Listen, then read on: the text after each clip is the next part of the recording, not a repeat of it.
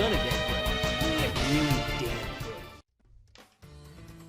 Hey everyone, it's CurlyHairedHero, and we've got a sort of weird video here. As you can see, it's not Smash, it's actually just me and my hands and the camera. But basically what I want to do is I want to touch up on the last thing I did before Smash Odyssey ended, or took a break, or whatever you want to call it. Before I did all that, I was talking about a concept of the physical pillar, and that's basically the concept of focusing on the physical attributes of becoming a better Smash player, better player in general.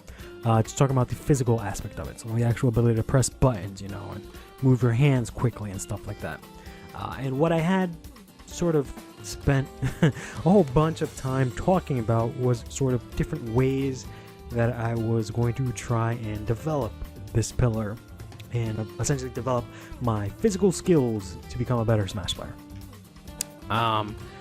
Basically how I wanted to approach that was that I wanted to start doing these different exercises, or rather before that, sort of do a test to see where I was physically. So test like my reflexes, my finger strength, and my dexterity.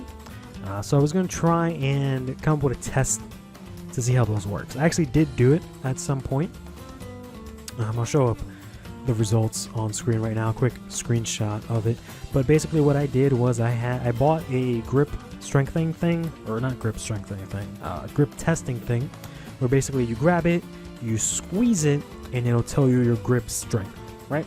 So I did a test for that. You'll see the result there.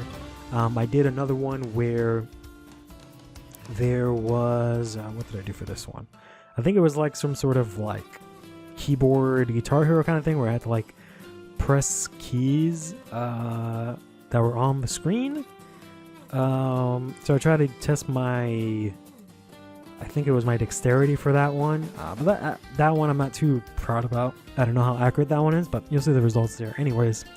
And then the last one I did was something that I kept seeing up every time I looked up how to test or train an athlete's reflexes. And it was basically you would just take a tennis ball and you would throw it at a wall with, let's say, your right hand, and then catch it with your left hand, and then throw it again, catch it with your right hand. I might be wrong. It might be dexterity, and the other one might have been reflexes, but basically both of these things were to test one of those two things, right?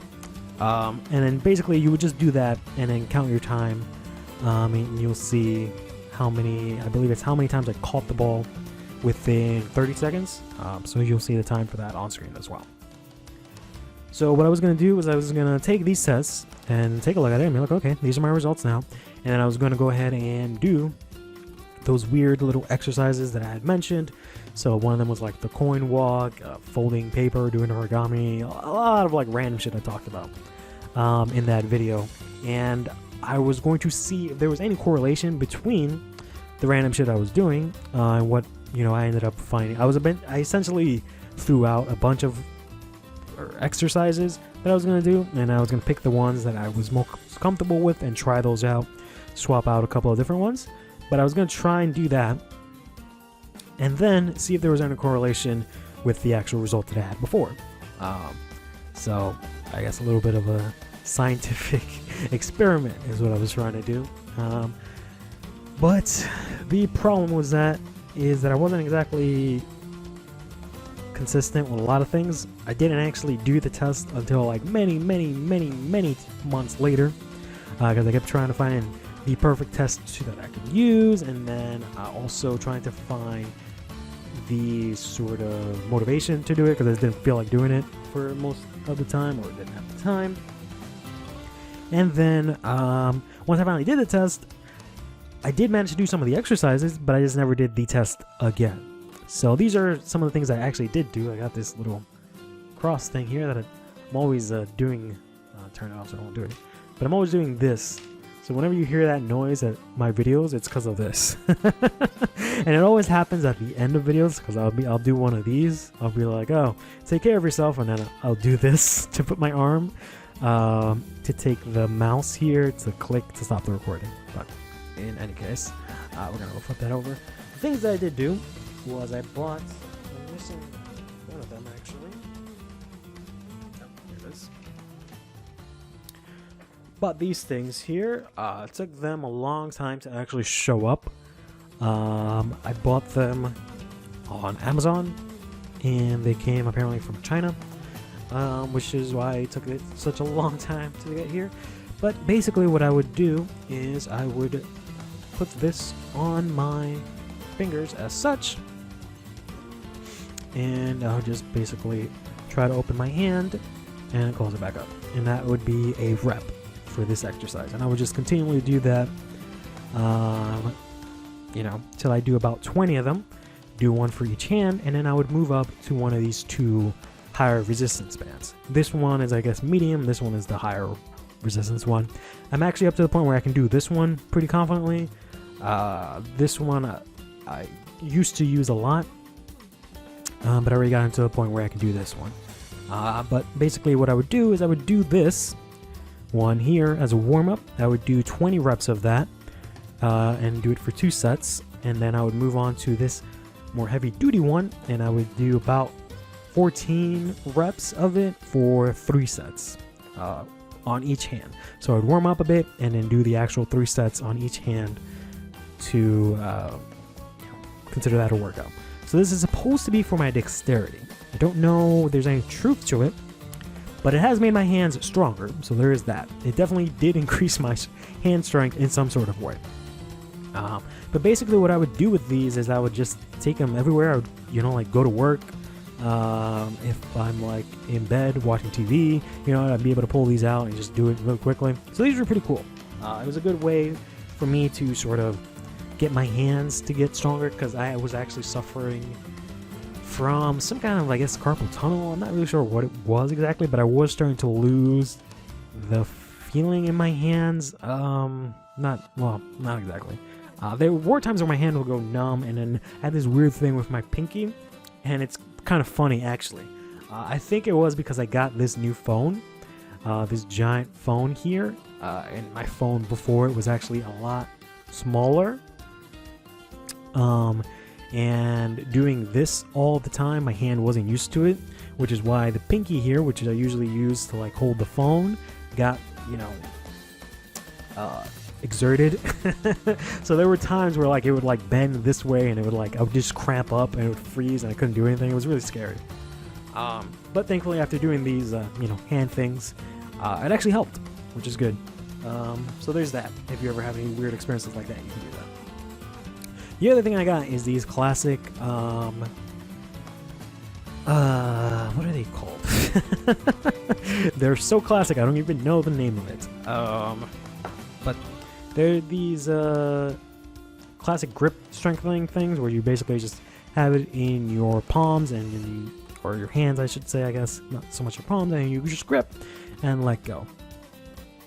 This one is presumably good in that it has, you probably can't see it because the light is really shiny, but there are actually numbers across the handle here.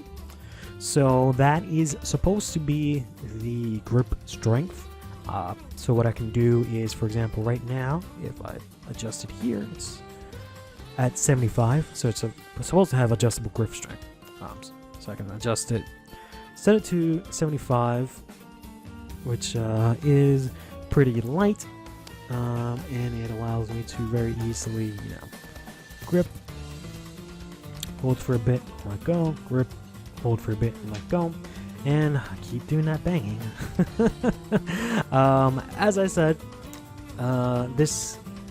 with the previous one, I basically did the same thing. I would do this, carry this around with me at work, walking around the house, I found it really easy to do this, and I would do it in the same manner where I would do 2 sets of it on the light setting. This would be up to 75 number, and then do 2 sets of that, 20 reps of that, and then I would move it up. So the settings it has, it starts at 50, goes to 75, 100, 125, and then 150. I used to do 100. That's when I first started doing it. Now I'm up to 125. I haven't gone up to 150 yet, but I can probably do it by now. I just haven't actually I just haven't actually slid it up that high is all. Not that I'm not able to do it. Because I don't know, I haven't tried it yet. But basically, I would just do that. Warm up with the 2 sets at the lower setting. Do 2 sets of 20 reps, and then go up to the higher settings and do about 12 reps for 3 sets, and that's for each hand, obviously. So that's basically what I've been doing, and I was actually pretty consistent with that over the last year, which is ironic, because it was kind of like the combination of things. Like I said, like my hands were getting kind of weird, so I wanted to try and strengthen them, and then also there was the fact that it was a way for me to think that I was doing Smash Odyssey without actually doing Smash Odyssey. I was like, oh, at least I'm doing this, making small progress for that Smash Odyssey video that I want to do, right? But that specific video never came out. Instead, I'm doing this one. But basically, that's what I did. And the most important thing is whether or not it actually affected my ability to play Smash. That was the whole crux of doing this, right? The whole point of it. I'm gonna say maybe. Because the thing is, I'm a better Smash player than I am now than I was before. And I've done these exercises, now rather than before when I did it. So one would assume that there was a correlation there. But there's also plenty of other factors into that. So I can at the very least say it hasn't negatively impacted my ability to play Smash. I don't think it's hampered me in any way. But has it actually made me better? I don't know.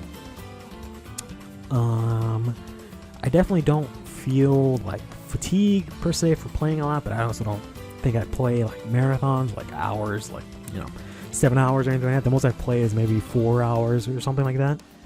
But I don't really feel like any sort of like hand fatigue. I definitely feel like a mental fatigue and stuff like that, but never necessarily with my hands. So maybe it works. I'm not sure.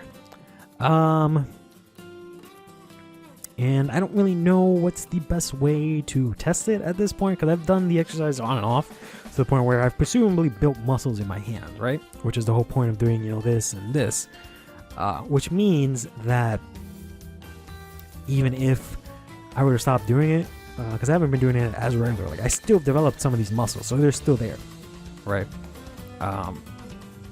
So it's pretty hard for me to definitively say like, oh, because I stopped doing it, my hands are nowhere near as good for Smash, and there's no way for me to say, oh, because I did it, my hands are better, and now I can play Smash better. There's really no definitive correlations. I'm going to try and explore that a little bit more as this series goes on, but I just wanted to do that little weird small update there. And I will probably keep doing it. Maybe I'll try and see how I feel after maybe a month or so. I'll try and do that regularly along with some practice. Maybe I'll do like some weird control where like I'll practice and do the hand stuff. Hand stuff. I used to set up reminders on my phone to remind myself to do it, and I would have to just write hand stuff because I didn't know what to write it. I was just scared that someone would see it and be like, I'm sorry, you scheduled yourself to do hand stuff at 2 o'clock every day? What the fuck is that about? But in any case, maybe I'll do some sort of control where I'll do that and practice, see how I feel, and then maybe stop doing that and only practice, and then maybe, something like that. Maybe mess around, see if there's any real noticeable difference, but I highly doubt there will be, because I really doubt that the effect of it is sort of visible enough. But if any case, here's some hand porn if people are into that. I know people are more into feet. I don't know if my hands are really that great. They just always get made fun of because they look apparently short and stubby like sausages. But in any case, take care of yourself.